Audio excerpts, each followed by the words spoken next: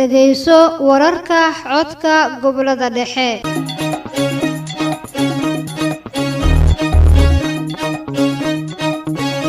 sideedda subaxnimo kowda iyo barka duhurnimo sideedda fiidnimo tobanka iyo barka habeennimo war helaa tala hela yuusan ku dhaafin wararka codka gobolada dhexe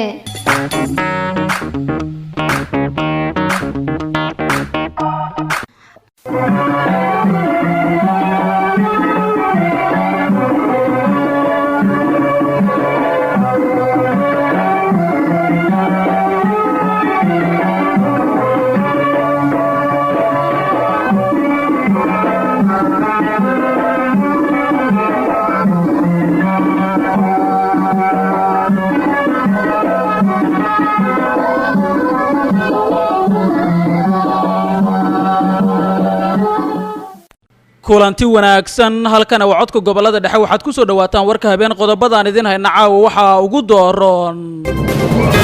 dagaalamayaal ka tirsan al-shabaab oo gawaari ku gubay dadna ka afduubtay deegaanka laanqardhaas ee gobolkani galgaduud guddiga doorashooyinka xildhibaanada gobolada waqooyi oo hakiyey doorashada 16 kursi oo ka mid ah xildhibaanada ka imaanaya Somaliland shil geystay khasaare iskugu jira dhimasho iyo dhaawac oo ka dhacay gobolka Jarar ee dowlad deegaanka Soomaalida wasaaradda arrimaha gudaha galmudug oo ka warbixisay waxyaabaha sida goonida diiradda loogu saaray shirka ansixinta hanaanka dhab u heshiisiinta oo maanta lagu soo gabagabeeyay Muqdisho faahfaahin ka soo baxaya laba caruur ah oo wada dhashay oo si arxan darro ah loogu dilay meydkoodana loo soo dhigay deegaanka Garas Baalley ee duleedka magaalada Muqdisho shir looga hadlay abaaraha oo maanta gurceel ku dhaxmaray qaramada midoobay iyo maamulka degmadaasi qodobadaas ayaan ku faahfaahin doonaa warka habeen insha Allah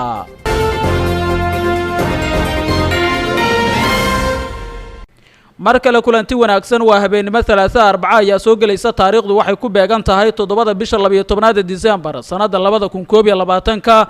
qodobadaas aad maqasheen waxay ahaayeen warkan habeen caawa kuwooda ugu door karoon imikana warkii oo faahfaahsan dagaalamayaal ka tirsan al-shabaab ayaa gawaari ku gubay dadna ka afduubtay deegaanka laanqardhaas ee gobolkani galgaduud cabdirashiid cali maxamed ayaa dhamaystiraya galinkii dambe ee maanta ayaa rag ka tirsan al-shabaab waxa ay gawaari ku gubeen deegaan dhaca miyiga magaalada caasimadda oo ah galmudug ee dhuusamareeb deegaanka falkan ka dhacay ayaa waxaa la yiraahdaa laanqardhaas waxa uu qiyaastii 20 kiiloomitir dhinaca koonfur bari ka xiga magaalada dhuusamareeb ee caasimadda galmudug gawaarida ay al-shabaab gubeen ayaa ahaa 2 gaari oo qaad siday kuwaas oo ka baxay dhuusamareeb isla kolkaana qaadka u waday deegaanka uu falkani ka dhacay ee laanqardhaas goobjoogayaal ku sugan deegaanka oo la hadlay codka gobolada dhexe balse diiday in aan codkooda iyo magacoodaba u adeegsano warbaahinta ayaa inoo sheegay in al-shabaab sidoo kale ay kaxaysteen ninkii qaadka loo waday oo ka mid ahaa dadka deegaanka laanqardhaas inkastoo aan rasmiyan loo ogeyn halka ay al-shabaab la aadeen ninkan ay wateen haddana waxay goobjoogayaashu inoo sheegeen inay deegaanka uga baxeen dhinaca ceel la helay halkaas oo fariisin ahaan al-shabaab ugu dhow deegaanka ay gawaarida ku gubeen dhinaca kale marka laga yimaado ninkan al-shabaab wateen waxaa iyana baxsaday wadayaashii gaadiidkan la gubay kuwaas ay u suurto gashay inay ka baxsadaan gacanta al-shabaabka gawaarida gubay xariiro aynu la samayno wadayaasha gaadiidka la gubay si aan xogo badan uga helno dhacdadan ayaa ka cudur daartay inay waraysi bixiyaan mahadsanid cabdirashiid guddiga doorashooyinka xildhibaanada gobolada waqooyi ayaa hakiyey doorashada 16 kursi oo ka mid ah kuraasta xildhibaanada ka imaanaya Somaliland qoraal ka soo baxay guddoonka sare ee doorashada Somaliland oo uu ku saxiixan yahay gudoomiyaha aqalka sare ee baarlamaanka Soomaaliya Cabdi Xaashi Cabdullaahi ayaa lagu hakiyey doorashada 16 kursi oo ka mid ah xildhibaanada ka imaanaya gobolada waqooyi ee Somaliland waxa lagu sheegay ujeedada loo hakiyey kuraastaasi inay tahay hubinta habsami socodka doorashada iyo sidoo kale sugnaanta doorasho ku dhacdo xor iyo xalaal oo daahfuran waafaqsan habraacyada doorashada loo dejiyay waxaa lagu wargelinayaa guddiga hirgelinta doorashooyinka dadban ee gobolada waqooyi iyo guddiga hirgelinta doorashada ee heer federaal in la joojiyay gebi ahaanba faafinta kuraasta 16 ayaa lagu yiri qoraalkan sidoo kale waxaa lagu sheegay qoraalka uu ku saxiixan yahay guddoomiyaha aqalka sare ee baarlamaanka soomaaliya cabdi xaashi cabdulaahi in la xaqiijinayo qoondada haweenka iyo sidoo kale hufnaanta doorashooyinka. hubinta ayaa socon doonta ilaa iyo inta laga hubinayo hanaanka doorashada iyo habsami u socodka sida ku cad qoraalkan soo baxay. warkan ayaa imaanaya xilli dhowaan guddiga doorashooyinka heer federaal uu shaaciyey in la laalay habraaci lagu hagayay doorashada xildhibaanada aqalka hoose ee baarlamaanka soomaaliya gobolada waqooyi ka imaanaya, kaasi oo si xeer jajab ahaan ay u degsadeen cabdi xaashi cabdulaahi iyo mahdi maxamed guulaad qadar oo ah xubnaha hogaamiya doorashada xildhibaanada ka imaanaya somalilan. guddiga ayaa sheegay in habraaca keliya ee guddiga doorashada somalilan uu ku shaqayn karo uu yahay habraacyada u degsan doorashooyinka, keliyana waxay kaga duwan yihiin maamul goboleedyada kale ee dalka guddiyada doorashooyinka maamulaya in ergawadaha kuraastoodu ay yihiin. waxaa kale oo aan caddaynaynaa in habraaca ay soo diyaariyeen mas-uuliyiin ka tirsan golaha baarlamaanka oo ka soo jeeda somalilan aan lagu dhaqi karin. guddiga doorashada somalilan wuxuu ku shaqaynayaa habraaca golaha wadatashiga qaranka, waxaa keliya ee gaar ay leeyihiin waa ergawadaag ayaa lagu yiri qoraal ka soo baxay guddiga doorashooyinka heer federaal. qoraalkan cabdi xaashi cabdulaahi uu ku hakiyay doorashada 16 kursi ee ka mid ah kuraasta ka imaanaysa gobolada waqooyi ayaa u muuqda mid lagu waafajinayo hanaanka doorashada xildhibaanada gobolada waqooyi habraacyada doorashooyinka loo dejiyey. waxaa sidoo kale arrintan cabsi badan laga qabay inay ka abuurto doorashada xildhibaanada gobolada waqooyi, lamana oga sida hakintan ay ku dhaqangeli doonto maadaama dhankooda guddigu ay soo saareen odayaasha soo xulaya qaar ka mid a kuraasta lasii iclaamiyey. mahdi maxamed guulaad qadar oo dhankiisa saameyn kula doorashada xildhibaanada gobolada waqooyi ayaana wax wara soo saarin. shil geystay khasaare iskugu jira dhimasho iyo dhaawac ayaa ka dhacay gobolka jarar ee dowlad deegaanka soomaalida. mar kale cabdirashiid cali maxamed. shilkan ayaa waxa uu ka dhacay inta u dhaxaysa deegaanada Ararso iyo Qabri Bayax oo ka kala tirsan gobolada Faafan iyo Jarar ee dowlad deegaanka Soomaalida. inta la xaqiijiyay 10 ruux ayaa waxyeello ka soo gaartay, waxaana shilka ku geeriyootay 5 ruux halka 5 kalena ay ku dhaawacantay. yaasiin siciid xasan oo ka mid ah dadka deegaanka Ararso ee gobolka Jarar oo la hadlay warbaahinta codka gobolada dhexe ee Cadaado ayaa faahfaahin ka bixiyay khasaaraha ka dhashay shilka iyo halka rasmiyan uu ka dhacay. walaal shilku wuxuu ka dhacay Qabri Bayax iyo Ararso inta u dhaxaysa. waan gartay. marka imkaan hospitaalkii weynaa ee magaalada Dhagaxbuur baan ku dhex suganahay. 5 qof iyada way naf baxeen oo dhakhtarka 3 baa yaala, 2 imkood midkood waa la soo wadaa. waan gartay. deegaanadan aa sheegtay shilku ka dhacay gobolkay ka tirsan yihiin? gobolka Jarar. Ararso waxay ka tirsan tahay gobolka Jarar, Qabri Bayaxna gobolka Faafan bay ka tirsan tahay. waan gartay. shilka waxa sabab maxay ahaayeen? yow shilka iyada gaarigu Dhagaxbuur buu ka baxay. waan gartay. marka gaarigu nidaam yani xawliyo u socday. gaarigu waan gartay ku soco. marka qaab xawliyo ku socday marka wadadu ka baxay. waan gartay. gaariga nuuciisu muxuu ahaa? marka shilku gaarigu wuxuu ahaa basaska yar yar ee Jigjiga Dhagaxbuur kala baxay Haarufka. gaari rakaab buu ahaa? gaari rakaab oo shacbiga Dhagaxbuur iyo kala shaqeeya Jigjiga. casarada casar gaabadka marka aad bashir ku dhacay. tirada guud ee dadka wax ka noqday waa in soo ogaantaada. imika intaan ogahay waxa weeye 10 ruux 5 dhimatay iyo 5 dhaawac oo qaar macal referral loo gudbinayo. waan gartay. 3 dhaawacana 3 baa referral Dhagaxbuur laga qaadayaa oo Jigjiga la geenayaa. waxaa jiray dad Dhagaxbuur dhexdeeda qaar ku geeriyoodeen, qaarna shilkii markuu dhacay bay geeriyoodeen. waan gartay. waana sala soo dhaafin waa labada qof ee la soo wado. walaal 3 ka mid ah waxay dhex yaalaan meydka hospitaalka magaalada Dhagaxbuur. labana Ararsi xaggaas ku naf baxeen oo meydkoodii hal rag iyo qof dumar ah la soo wada Allah naxariista. gaariga shilka galay ayaa waxa uu ahaa gaari nooca xamuulka ka oo ka baxay deegaanka Ararso ee gobolka Jarar kuna sii jeeday deegaanka Qabri Bayax ee gobolka Faafan ee dowlad deegaanka Soomaalida. mahadsanid cabdirashiid. wasaaradda arrimaha gudaha galmudug ayaa ka warbixisay waxyaabaha sida goonida diiradda loogu saaray shirka ansixinta hanaanka dhab u heshiisiinta oo maanta lagu soo gabangabeeyay Muqdisho.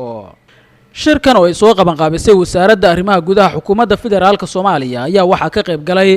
agaasimayaasha wasaaradaha arrimaha gudaha dowlad goboleedyada iyo sidoo kale kuwa heer federaal, ururada warbaahinta iyo bulshada rayidka, waxaana looga hadlay ansixinta istiraatiijiyadda hanaanka dhab u heshiisiinta dalka. intii kulanku uu socday waxaa lagu lafaguray sidii loo daadejin lahaa nidaamka dib u heshiisiinta isla markaasina loogu baahin lahaa guud ahaan dalka. agaasimaha waaxda dib u heshiisiinta wasaaradda arrimaha gudaha dowlad goboleedka galmudug maxamuud nuur xaashi oo shirkan ku matalayay dowlad goboleedka galmudug lana hadlay idaacadda codka gobolada dhexe ayaa ka warbixiyey waxyaabaha sida goonida ah diiradda loogu saaray natiijada ka soo baxday shirka iyo waxa ay kaga dhigneed dowlad goboleedka galmudug. shirkan waxaa lagu ansaxay sidaan kuu sheegay istaraatiijiyadda hanaanka xiriirka macnaha hanaanka dib u heshiisiinta habkii ay uga qayb qaadan lahaayeen warbaahinta ama loo wacyigelin lahaa tabax kasta ha ahaatee hanaankii loo baahin lahaa ama loo fidi lahaa dhankaas xiriirka ama communicationka. marka sharcigan waxaa soo diyaariyay wasaaradda arrimaha gudaha. waa garta marka maamul goboleedka galmudug muxuu shirkan uga dhigan yahay marka si gooni ah loo eego? wuxuu uga dhigan yahay mas-uul aad umahadsantahay su-aashaas waa su-aal maaragtay very important. wuxuu uga dhigan yahay dowlad goboleedka galmudug sida aan kuu sheegay waa ka duwan yahay markii dib u heshiisiin la yidhaha maamul goboleedyada kale. wuxuuna uga duwan yahay laba qaaba. habka qolyahan dadka ka caawiya in la helo banka ka caawiyo donorka markii sharciga la tartahay sharcigana la ansixiyey hanaankan dib u heshiisiintuna sidaanaan rabnaa in wax loo sameeyo. markii aad iska dirto fariin aa u dirto iyo markaad tiraahdo sharcigan oo la ansixiyaa ogolahay inaan habkan u sameyno ee bankii keena way ka fiican tahay markii aan sharci aan ansixin. marka culeysyaasha kaa qabsanaya markii aan fidniinta dhamaystiran oo saxiixan oo sharciga aadahin. marka in sharcigan meel mariyo wax weyn usoo kordhaa galmudug. shirkan ayaa ka mid ah shirar dhowr ah oo lagu doonayo in lagu daadajiyo nidaamka dib u heshiisiinta si guud ahaan dalka xasilooni looga abuuro. faahfaahinno ayaa ka soo baxaya 2 carruur ah oo wada dhashay oo si arxan darro ah loogu dilay meydkoodana lasoo dhigay deegaanka garas baalley ee duleedka magaalada muqdisho. dhacdadan waxay ka dhacday deegaanka garas baalley ee duleedka magaalada muqdisho ee caasimadda dalka waxaana deegaankaasi laga helay saaka meydka 2 carruur oo wada dhalatay kuwaasi oo hooyadooda xalayta xilligii maqribka ah ay adeeg uga dirsatay dukaan ku yaala deegaanka.